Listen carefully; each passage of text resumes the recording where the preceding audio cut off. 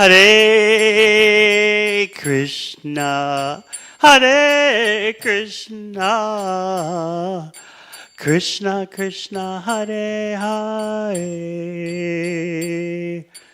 Hare Rama, Hare Rama, Rama Rama, Hare Hare.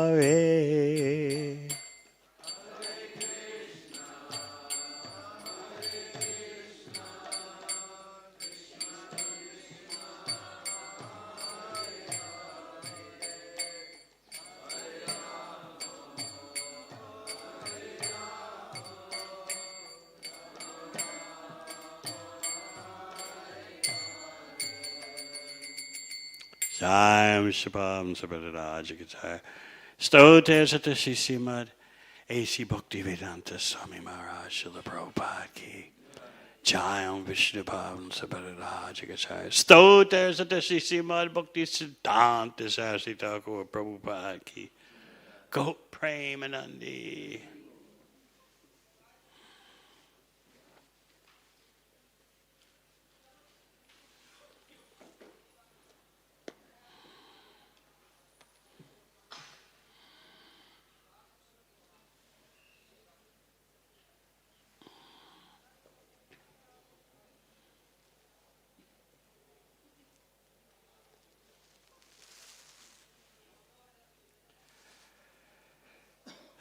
This is prose. What do you usually do about it?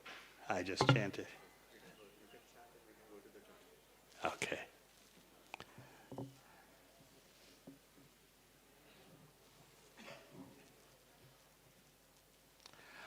Om Namo Bhagavate Vasudevaya.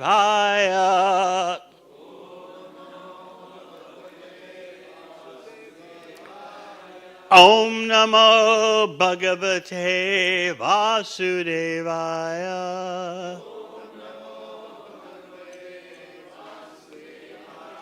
Om Namo Bhagavate Vasudevaya.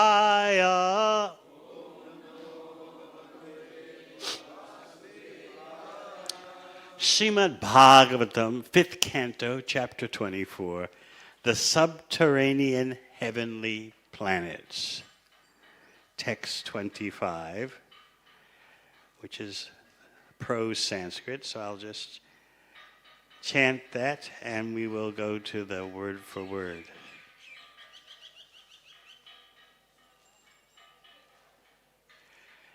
Yashanu dasham evasmat pitamaha kila vavre natu swap patriyam yad uta kuto bhayam padam diyamanam bhagavata padam iti bhagavato padete kalu swap pitari. Yasya, of whom? The Supreme Personality of Godhead. Anudasyam, the service. Eva, certainly. Asmat, our. Pitamaha, grandfather. Kila, indeed. Vavre, accepted. Na, not. Tu, but. Swa, own. Pitriyam, paternal property. Yat, which. Uta, certainly. Akuta, bhayam, fearlessness. Padam, position. Diyamanam, being offered. Bhagavata, then the Supreme Personality of Godhead. Padam, other. Iti, thus. Bhagavata, by the Supreme Personality of Godhead. Upadate, when killed. Kalu, indeed. Swapitari, his own father. Bali Maharaj said, my grandfather, Prahlad Maharaja, is the only person who understood his own self-interest. Upon the death of Prahlad's father, Hiranyakashipu, Lord Nrsingadev wanted to offer Prahlad his father's kingdom and even wanted to grant him liberation from material bondage. But Prahlada accepted neither. Liberation and material opulence, he thought, are obstacles to devotional service, and therefore such gifts from the Supreme Personality of Godhead are not his actual mercy. Consequently, instead of accepting the results of karma and jnana, Prahlada Maharaja simply begged the Lord for engagement in the service of his servant. Purport. Sri Chaitanya Mahaprabhu has instructed that an unalloyed devotee should consider himself a servant of the servant of the servant of the Supreme Lord. Gopi Bhartu Parakamalayor Dasa Dasa Nudasa. In Vaishnava philosophy, one should not even become a direct servant. Prahlada Maharaj was offered all the blessings of an opulent position in the material world and even the liberation of merging into Brahman. But he refused all this. He simply wanted to engage in the service of the servant of the Lord.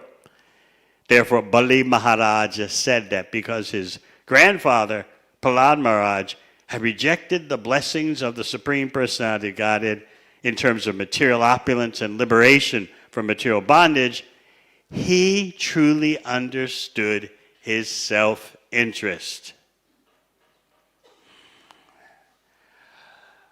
Om Jnana Timirandasya Jnananjana Shalakaya Chakshur Militang Yena Tasmai Shri Gurave Namaha.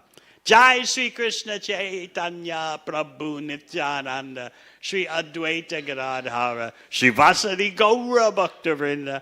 Hare Krishna, Krishna Krishna, Hare Hare, Hare Rama, Rama Rama, Hare Hare. Everyone would like to feel that they are acting according to their self-interest. Material selfishness is the basis of material existence. By forgetting our status as eternal servants of Krishna, we generate a false identity for ourselves. And we become Krishna's competitor in our mind. How is that? As I often point out, in order to fulfill our quest for happiness, we must control, whether in a gross way or sometimes just a subtly obvious way, and sometimes imperceptible way. But we should know the way this material world is constructed is that as soon as you try for material happiness, you have to do a bit of control. And so both these positions, which are actually one, the controlling propensity and the enjoying propensity, are one package. Both of these are imitation of Krishna. And as we advance in spiritual life, more and more we can see ourselves as just that, imitators of Krishna. So what is our real self-interest? Prahlad Maharaj has made his famous statement, Nateva Juswarta Gatim Hi Vishnum Darashaye Bahir Artamanina. They don't know that their real self-interest, their real goal is the Supreme Personality of Godhead. They seek false value in the externals. And what is the proof of that? Hiranyakashipu, mentioned in this purport, before trying to kill Prahlad, and that's right before the appearance of Lord Nrsingadev from the pillar, Hiranyakashipu criticized his son vehemently and angrily and enviously. Hey Durvinita Mandatman, Kula Beda Karadama. Prahlad, you are so unfortunate. You are so dumb. Manatma. You are the disruptor of the family tradition and the lowest of human beings. So why, among other reasons, was Hiranyakashipu speaking like this? Everything was crystal clear to Hiranyakashipu's perception.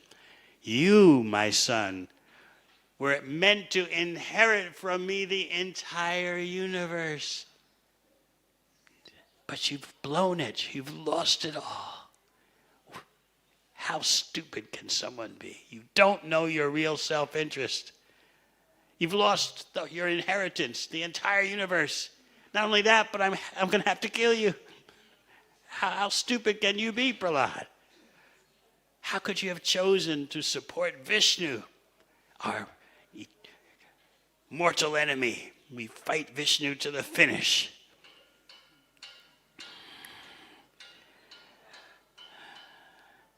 And then you hear in the purport that upon the death of Hiranyakashipu, Lord Nrsingadev offered Prahlad so many options of material benediction, liberation, pushing Prahlad again and again. Prahlad, it is my pastime to fulfill all desires. What do you want, Prahlad? Take material opulence, take liberation.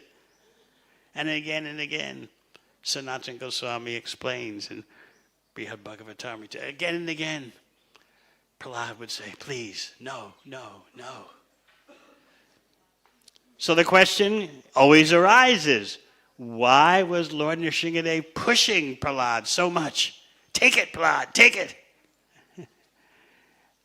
I often explain that in many countries in this world, there's a legal term called entrapment, in which the law enforcement agents, the police, undercover, they try to push someone to commit a crime, and then, aha!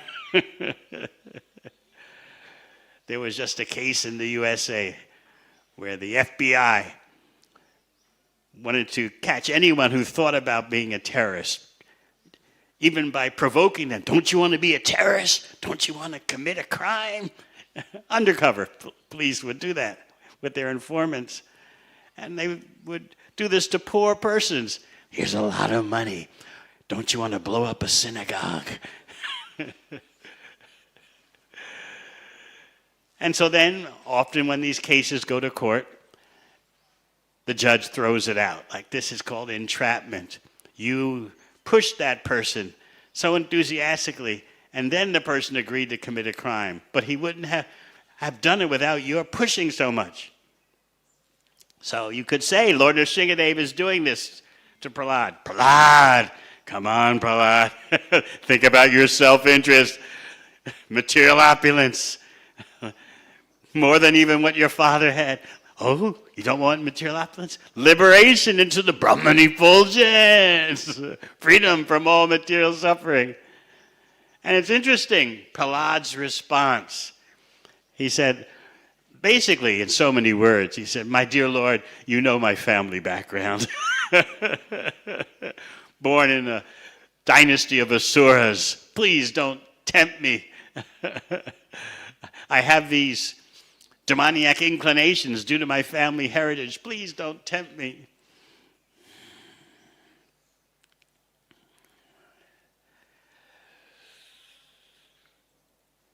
Even liberation, Prahlad wouldn't accept. Now, what about Bali Maharaj?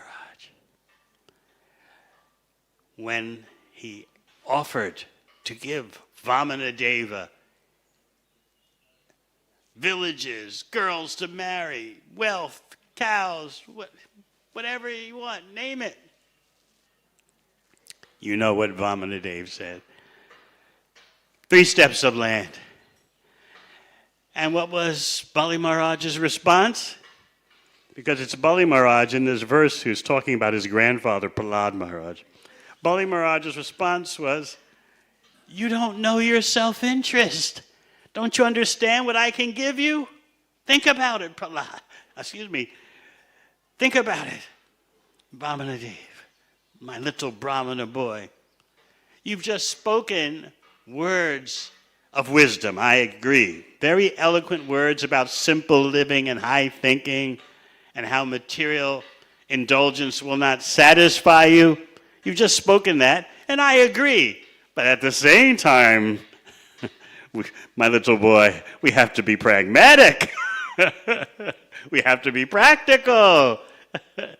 You don't know your self-interest. You're inexperienced. So again, we see this issue of self-interest. And of course, Vamanadev gave that answer that someone who's not satisfied with possessing 3 steps of land won't be satisfied if he possesses the whole universe. Watch it, you're about to lose it. So what is our self-interest? How can service to Krishna be our self-interest? It seems like an artificial imposition. Our self-interest is to live in this world and enjoy as much as possible and help a few others sometimes. But our main program is how to be happy. This is the goal that so-called Western civilization has spread all over the world. Think of your own happiness and how you're going to get it, especially since everyone else is happy and not you. This is social comparison, the plague, that you can't be satisfied with yourself because you're always looking around, whether with your eyes or on Facebook or whatever. What do the others have? I should have that too. So because of this plague, this social comparison, you can't be peaceful. But you're goaded constantly in a consumer society, and everyone wants to imitate a consumer society. Whether they can do it or not, that's the gold standard that we must all strive for. But no one can ever be satisfied in a consumer society. But they don't tell you that. Why are you not satisfied even though you tried so hard? It's because you need to try harder and get more. That's the solution. So here are personalities, Mahajanas, like Bali Maharaj, Prahlad Maharaj, and then Lord Vamanadev in his reply to Bali Maharaj. Here you're seeing a completely different vision for the fundamentals of society. You can't be satisfied materially. But because of social comparison, among other things, besides our own uncontrolled desires, then we are affected by what happens around us. Whether east, west, north, south, there may be some variations of slight difference.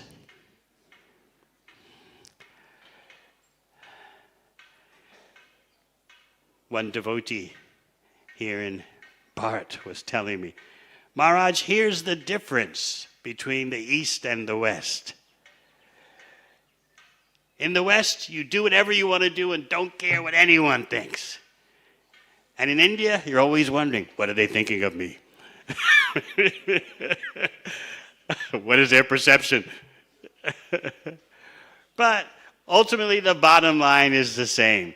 How can we be happy and enjoy? In the West, we become happy and we enjoy just by our own individualistic, hedonistic endeavors for sense gratification.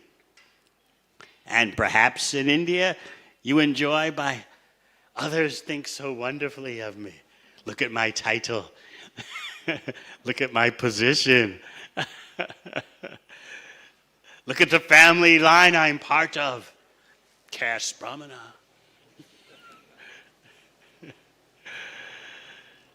Another way to look at the difference between the East and the West.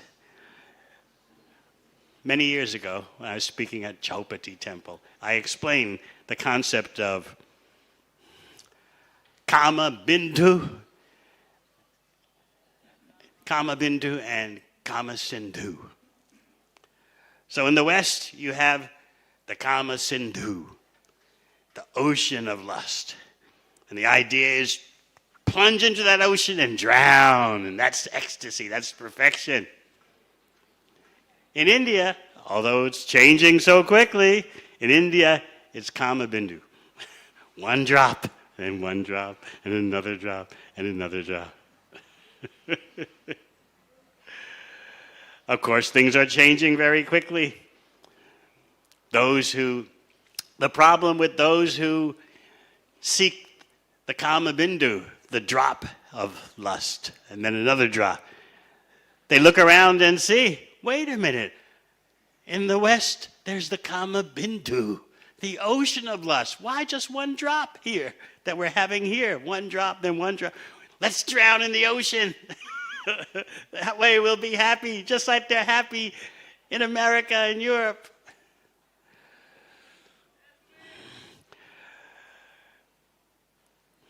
So this chapter of Bhagavatam is very interesting, this 24th chapter, because it combines two extraordinary things.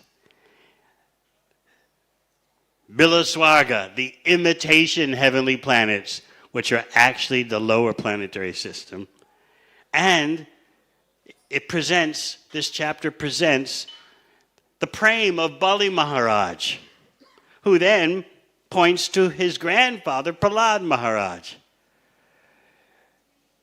So you get to see two different worlds all in this one chapter. Bilaswarga, the lower planetary system, reminds you of the world today in terms of what everyone's aspiring for. Bilaswarga has some opulences that are more than what the demigods have in the heavenly planets. But they are completely ignorant. They have no idea of the passing of time. They can't even see the difference between day and night because there's no sunshine down there. The illumination comes from jewels on the hoods of serpents.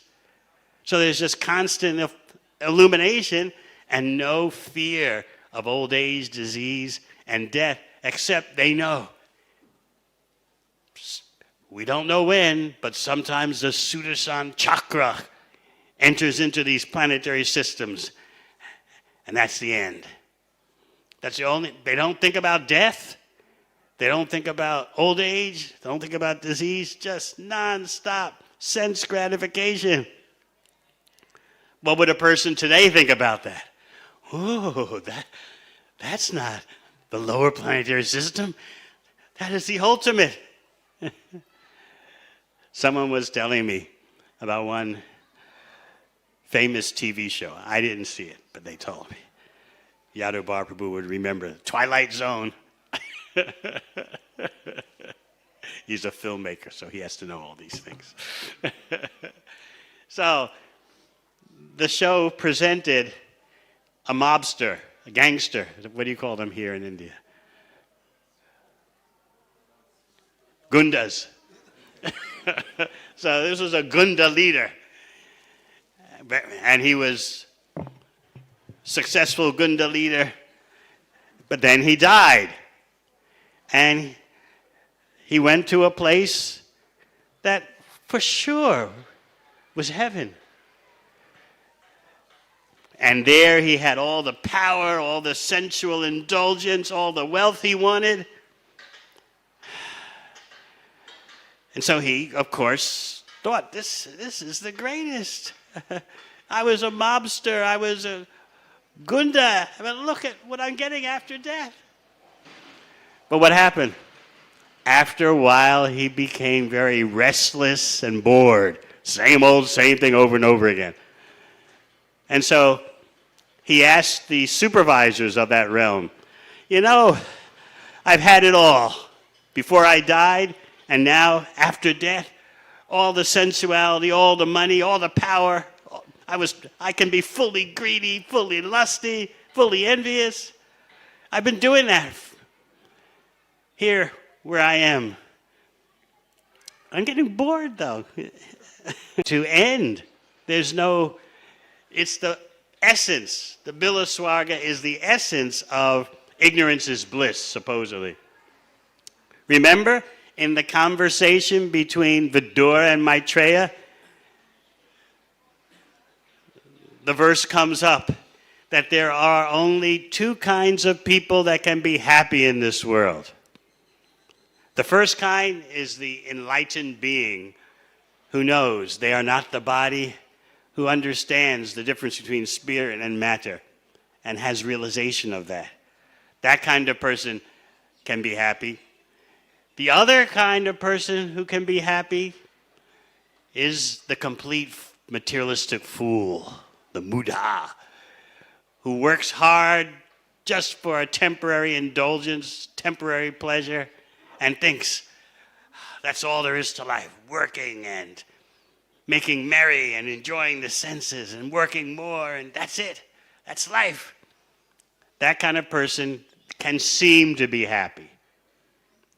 And what is the conclusion of Vidura and Maitreya? Everyone else in between these two poles must be anxiety, must suffer a bit. Why?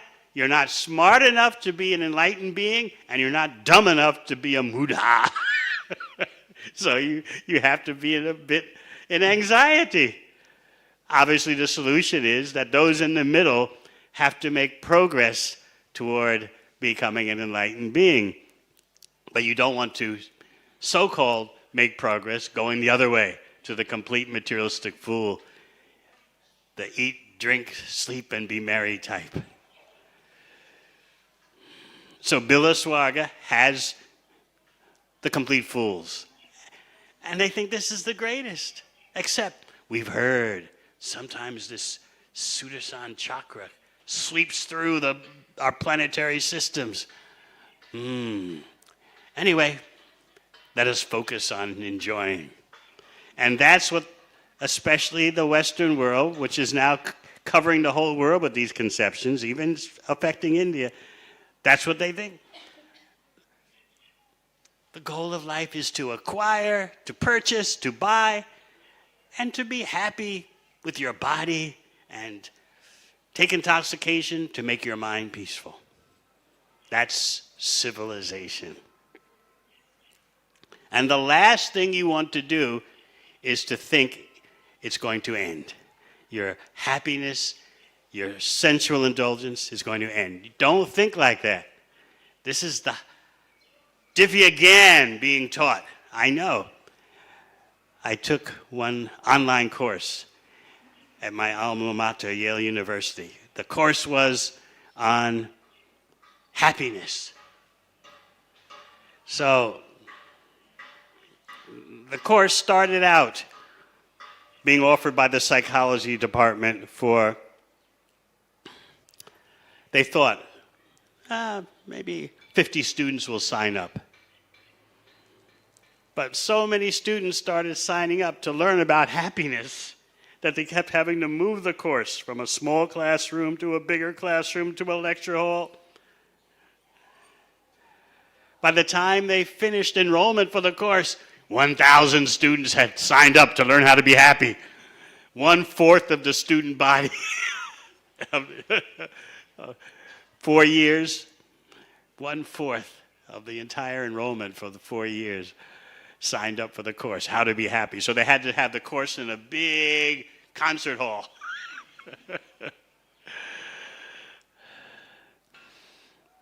So I tuned into the course. I could do that, so I tuned in. And I heard the sacred principles being propounded. This is one of the most elitist institutions in the world, and this is what they're teaching. The art of savoring.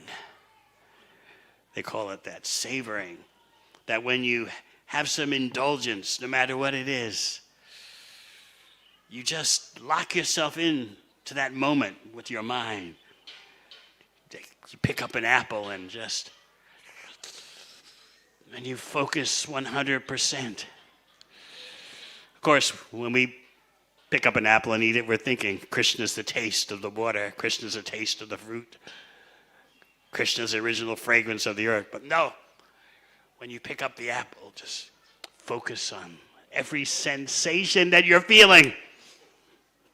Your tongue, your lips, even the sound of biting into the apple. Don't deviate from that concentration.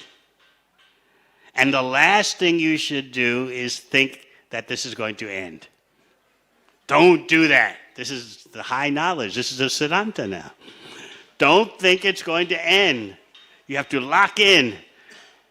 And then when you finish the apple, all right, it seems to have ended, but you can prolong the happiness a few moments by savoring. Okay, I finished the apple. You may criticize, you Hare Krishnas will criticize, the apple is finished, your enjoyment is finished. No, you can prolong it for a few moments by samadhi, smaranam. Ooh, that was so good. Oh, yes. And that will stretch out your happiness. Even if it's just a little bit. Still, they said, the teacher was saying, this is victory.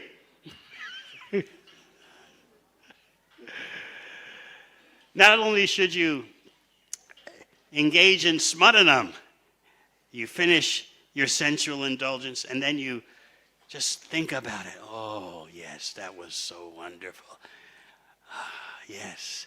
It was everything everyone told me would be, which is a lie. But anyway, you don't think like a devotee. You have to think in the most intelligent way, which we call the way of the Mudas. That there was nothing like that. Oh, it's everything they told me it was going to be. And then if you can, pull out your smartphone and what? Take a photo. Even better is a video clip, Instagram. And that helps you to savor. Don't you understand? That helps the smaranam. But don't pull your camera out, your phone out, too quickly in the midst of your enjoyment, because that could upset your enjoyment. These are the tips, the very brilliant tips they're giving you. I'm serious. I listen. One of the most popular professors in the USA now, glorified in all the media, and this is what she's teaching. So not only do you exercise smaranam, oh, that magic moment, and if you can, take a photo. You should also physically express your exuberation, your thrill, your happiness by just jumping. Ah, that was so good. Physically express it. And that helps the memory to remain thick. Not only that, you find someone to tell about it. And that helps preserve the whole remembrance. Do you know what I just did? It was so wonderful. And this way you can prolong the happiness. And even though that smaranam is going to end, that remembrance is going to end, still you have become victorious. You've prolonged it by even 15 minutes. Isn't that glorious? So if you want to know the academic terms, you're dealing with what's called the hedonic cycle. Hedonic, like from hedonistic. That, or you call it hedonic adaptation. Whatever happiness that you encounter, you're going to become accustomed to it. The thrill is going to go away. It's going to fade away. So, how to conquer this hedonic adaptation, this hedonistic problem that the magic moment always fades. See, on Bilaswarga, they don't think about it, and that's considered an advancement. But in the middle planetary system, here on Earth, we have the ability to discriminate a bit. We think about, oh, this is going to end. Oh, this is actually not happening like what everyone said it would be. But in Bilaswarga, you don't think like that. You're totally ignorant. So from the Western point of view, that would be considered the heavenly planets. Wonderful. No thinking, just indulging. So there's this, you can picture a graph in your mind. And on the graph, there's a line that starts out high and then plunges. So that's hedonic adaptation. That something tastes so fresh, so you're high on the graph, but then sooner or later the plunge comes. So these acharyas of material indulgence, they're saying if we can just prolong your stay at the top of the graph, then that is the greatest achievement in society. We've given you victory. You've prolonged your awareness of material enjoyment for a few more minutes. Isn't that something? Isn't that great? You don't agree. So that Bilaswarga, you don't have to take a course. You just have no awareness that anything is going to end. You don't see the difference between day and night because there's no sunlight there. In this same chapter, describing the subterranean heavenly planets, you have the glorification of the bhakti of Bali Maharaj, who is explaining that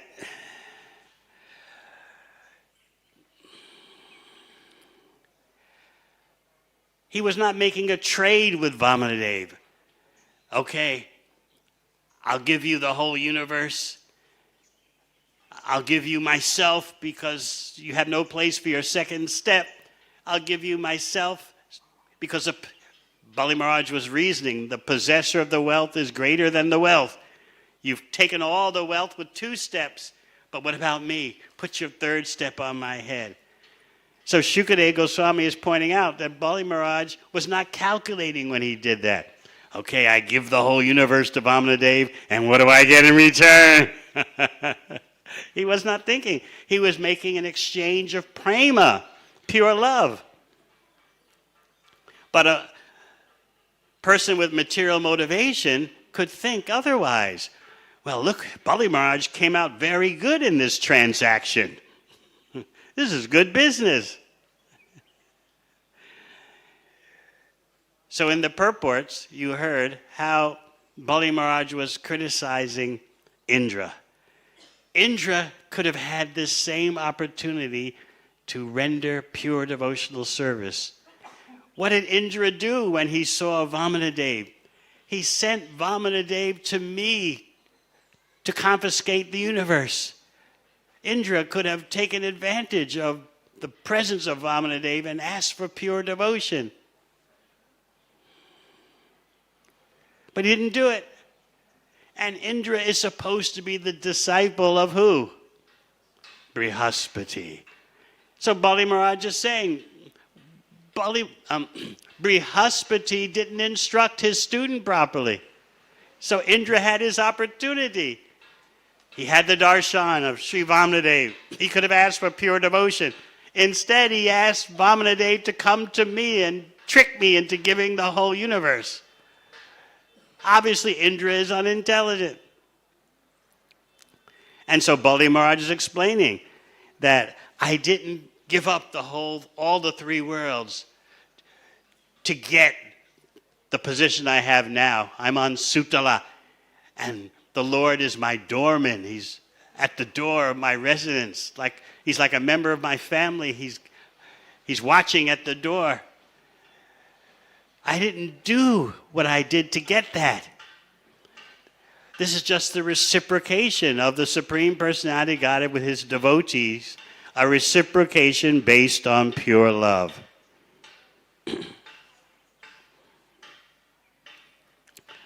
So we could describe Lord Shiva speaking about Bali Maharaj.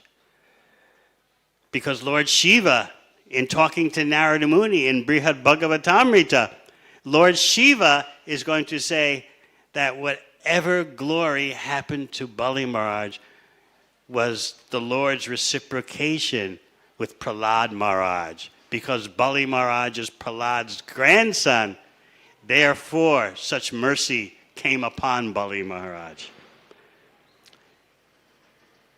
So Narada Muni has been talking with Lord Shiva about where is the greatest devotee? Who is the greatest devotee? And at that point, the discussion is about Mahalakshmi, the eternal consort of Narayan, always seated on the chest of Narayan. So at that point, in his quest to find the greatest devotee, Narada Muni is focused on Mahalakshmi. And he's presenting the glories of Mahalakshmi to Lord Shiva. And what does Lord Shiva say? I can't speak too loudly. I have to lower my voice, because if my wife, Parvati, hears that there could be someone more dear to the Lord than Mahalakshmi, she'll be angry at me. So even Lord Shiva has to take these considerations. I have to lower my voice. Let me whisper in your ear. I don't want Parvati to become angry. That won't be good for her, because she'll be angry with me and you, Narada Muni. So she can't hear that I'm going to explain there's someone more dear to the Lord than Mahalakshmi. And also I have to speak softly, because if I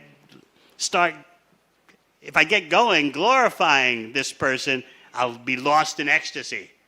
So that's the other reason. I have to speak softly and carefully. So Lord Shiva presented Prahlad. And he presented Bali Maharaj. And he presented even Banasura. Banasura is the great-grandson of Prahlad. So Lord Shiva said that, look what Bali did. There are different views you could have of what happened to Bali Maharaj when he lost all the three worlds. First of all, Bali Maharaj transgressed the cosmic system. He was sending demons up from the lower planetary system to live in the heavenly planets. This is a cosmic disturbance. That's number one. Number two, he disobeyed his guru, Shukracharya. Regardless of what you think about that, still, it's true. Bali Maharaj disregarded Shukracharya. So that's his second problem. Number three, he didn't fulfill his promise to Vamanadev. He ran out of property. Nevertheless, in spite of these three offenses, look at the mercy he's received. That the Supreme Lord became his doorman. That is because of Prahlad Maharaj. That is because of the mercy of Prahlad, who is Bali's grandfather. And so Lord Shiva also pointed out, all right, you may think that, look,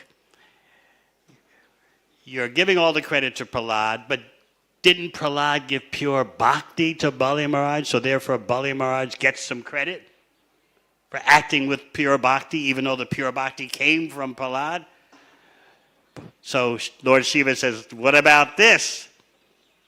Banasura, an even more graphic, dramatic example. Look what Banasura did. He's from a devotional family, a bhakti line, great-grandson of Prahlad Maharaj. Yet he became demoniac. He arrested the grandson of Krishna in Dwarka. He arrested Aniruddha, and he wanted to fight with his own benefactor, Lord Shiva. I can't do anything with my 1,000 arms. You're the only one who could be a worthy opponent. Can I fight you?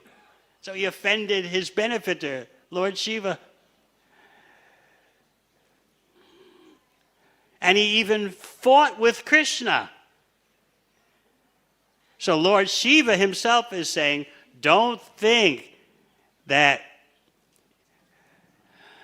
I was able to stop Krishna from finishing off Banasura. Don't think it's because of me and my intervention as Lord Shiva to stop Krishna from killing Banasura. No, it's because Banasura is the great-grandson of Prahlad Maharaj.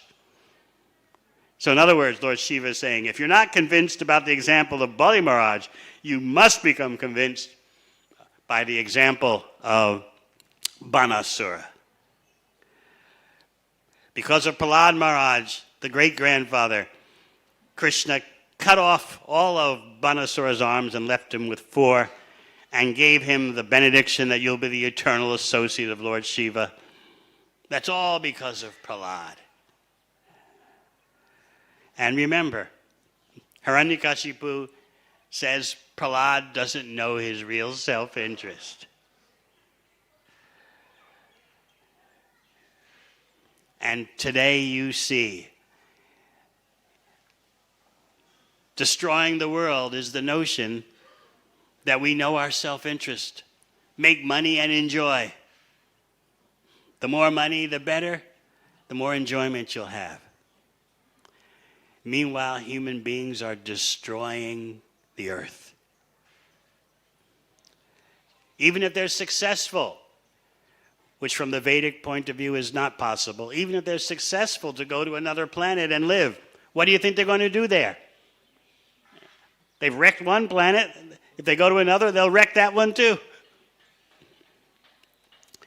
Just last year alone, in 1 year, was spent by the 9 nuclear powers in the world. In 1 year, they spent $83 billion on nuclear weapons. In 1 year. Now just think what you could do here at Govardhan Eco Village with 1/83 of that amount. 83 billion US dollars in just 1 year now. They call it upgrading the nuclear arsenal, making it safer.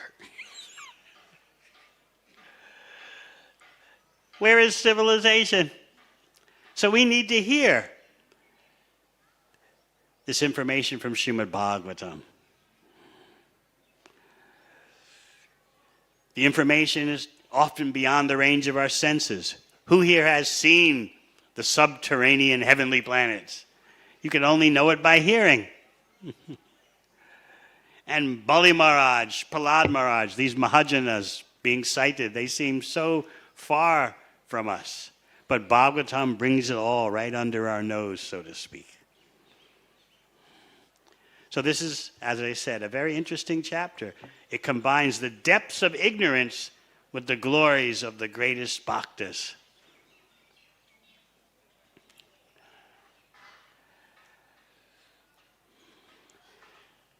So Bali Maharaj wants you to remember that I didn't give up the whole universe just to get what I got in return. The Lord as my doorman on Sutala.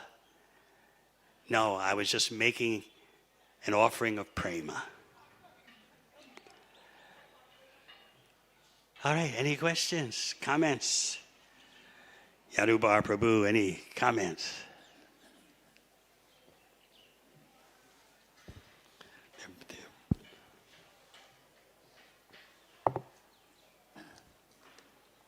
Thank you, Maharaj. Thank you very much for a wonderful class. Very learned and quoting from Shastra and realization of these difficult times, where in the name of enjoyment we're ruining everything. Yeah. Please continue lecturing as much as possible. Hare Krishna.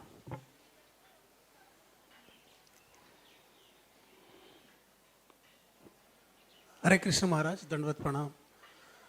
Maharaj, about the Vaman Dev's pastime, Bali Maharaj knew, he was instructed by his spiritual master that be careful, he is Vishnu. So, and he did not listen to him. And then, knowing that he is Vishnu, and then he asked for three steps.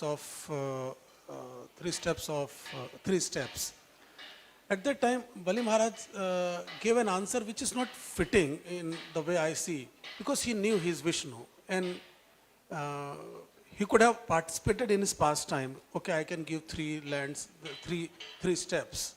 But then he said that you could go, you are a small child, you could have asked for the villages, you could ask for the horses. So was he just trying to facilitate or take part in the pastime of Lord? Because that question is not fitting in his understanding about Maharaj, about his understanding of things. Okay, Shukracharya said he's Vishnu, but in any case, why can't I give 3 steps of land? That's all he wants, okay, what can I do? He's obviously inexperienced. But anyway, Shukracharya says he's Vishnu. Okay, he may be Vishnu, but he asked for 3 steps of land. I'll give him 3 steps of land. What's the difficulty? Then he thought that he's not Vishnu then, at that time, is it? Because he could also He may be Vishnu, he may not. Shukracharya says he is and says I should be careful. Anyway, he's asking for 3 steps of land. So I'll give 3 steps of land. I'm fulfilling his request. What's the difficulty? So that surrender to Lord Vamandev came to him when he saw the Virat Roop that time?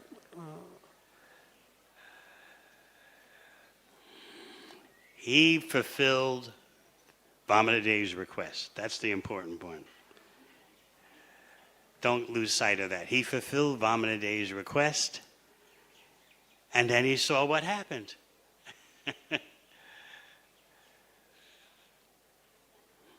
Shukracharya said, don't give him what he wants. He's Vishnu.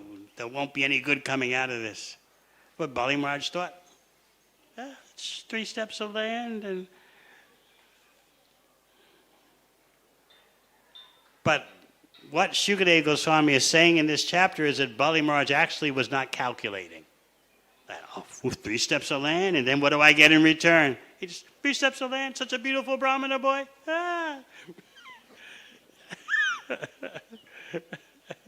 Just, let it happen. Beautiful Brahmana boy, Vishnu, okay, 3 steps of land, I give.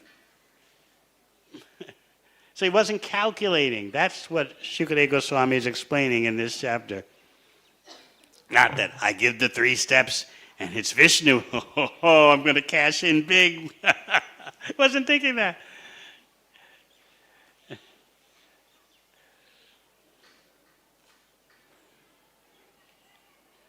So Shukadeva Goswami is pointing out that the layer underneath it all was Bali Maharaj's prema.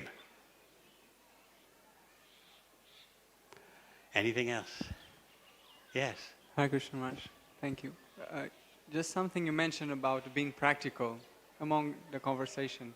And I have some confusion about how does this apply? Is being practical, in one sense, taking responsibility for spreading the mission of Lord Chaitanya? Or is being practical engaging in the angas of bhakti, shravanam, kirtanam, or a mixture of both? I know I have some confusion about. Krishna says, surrender to me. You know that. Krishna, as Lord Chaitanya, says the same thing. Wherever you go, whomever you meet, teach the science of Krishna. That's the same as Krishna saying, surrender to me. When you grasp that, then everything becomes clear. Then you see the practicality. Lord Chaitanya is saying the same thing as Krishna is saying. There's Mataji behind you. Thank you, Maharaj, for the class. So, Maharaj, you are describing the concept of, East and West with the attitude of East, caring for, not caring, hearing everything, trying to, and you said Westerns are that they don't care for anything. And then the Easterns are the one who keep worrying and...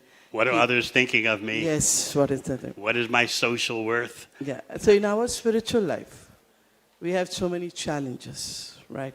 It can be a challenges of philosophy, it can be a challenges of attitude, rules, regulation. Now, as a devotee, how do we draw a line of being careless and say, I don't care, or also be worried, this is what Prabhupada wanted us to do? Can you give an example, please? There is a, maybe it's not a, because you are asking, I'm just giving an example. We have a, dressing sense. We have a dress code. Right? Where? We have a dress code. Where? As a devotee, what to wear, what not to wear. Oh. So, if my attitude is, I don't care what people think, but I'll wear what I want, I'm just confused over there. How do we deal with it? Well, what can I say? Doesn't sound like my department. But those who have the responsibility for dealing with that, they can say something gently. What more can I say? Actually, I was just giving an example, but what is this attitude of saying that I don't care? It's the wild Western attitude. I don't care what anyone thinks. I'm being, here's what they say, I'm being me. It's all about me. I'm doing me. There you have it. No social pressures, no social formulas, no restrictions, no moral codes, just be me. And no regrets. That is the advancement of civilization. In the barbaric days, people would have regrets. But now, a truly progressive human being just does it and has no regrets. That is the exalted status of civilization. That's the difference. But that madness is going worldwide.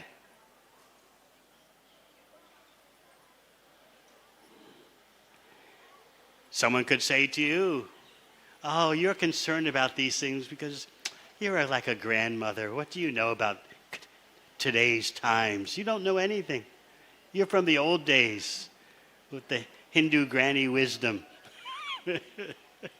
You're not ready for life today.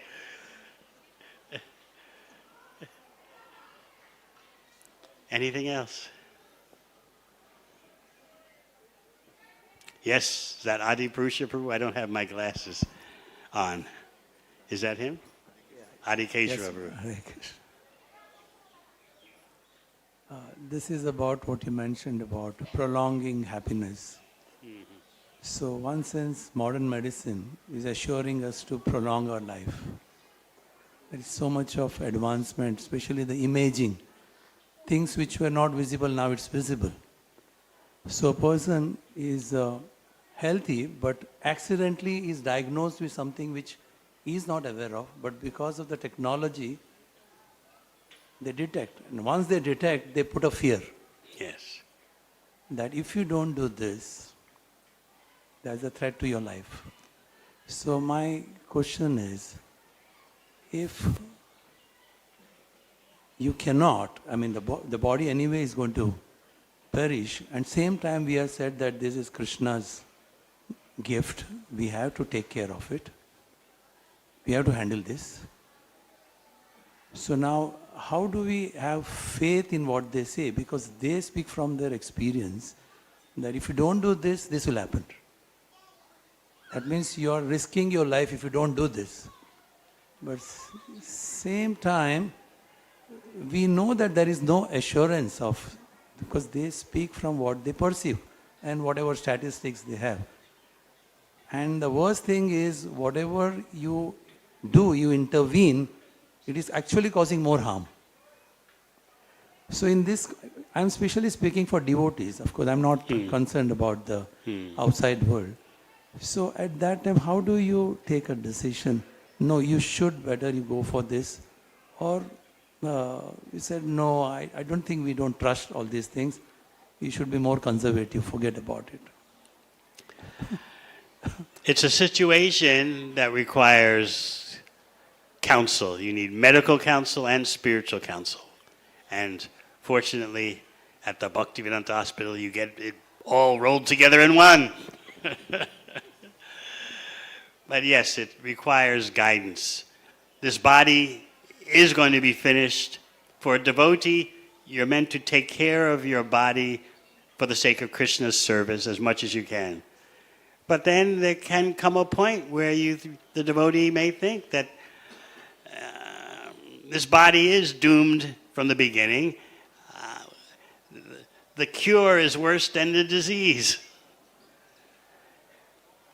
Or even the cure is so inconvenient that I'd rather just have some quality of life and leave it at that.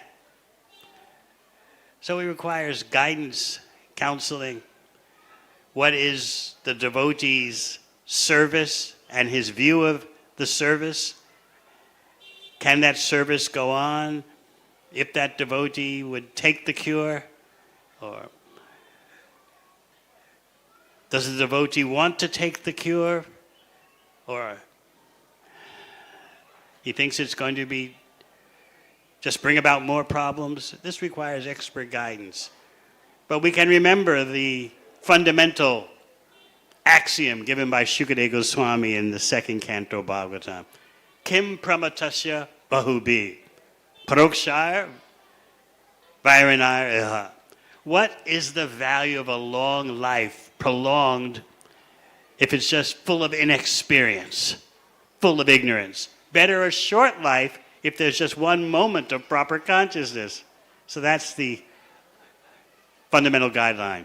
What's the use in living long if you're just absorbed in ignorance?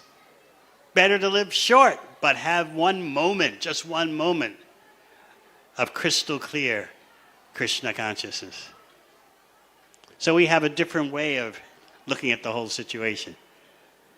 But then again, devotees, according to their level, have different realizations, different aspirations. Someone has a family. Besides their service to Krishna, they have a family. They want to be there for their family. All these motivations and practicalities have to be taken into account by expert advisors.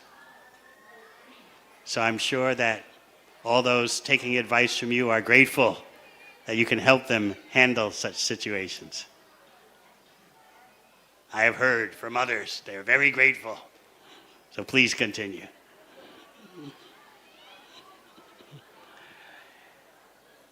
All right. Thank you very much. Hare Krishna.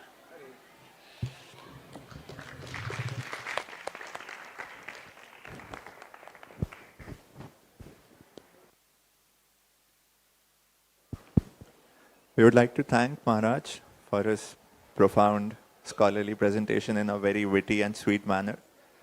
He has also shared this wisdom in his book, Hiding in Unnatural Happiness. So we are very grateful for Maharaj for visiting us at Govardhan Eco Village and encouraging and enlightening us every time since the start. And we request him to please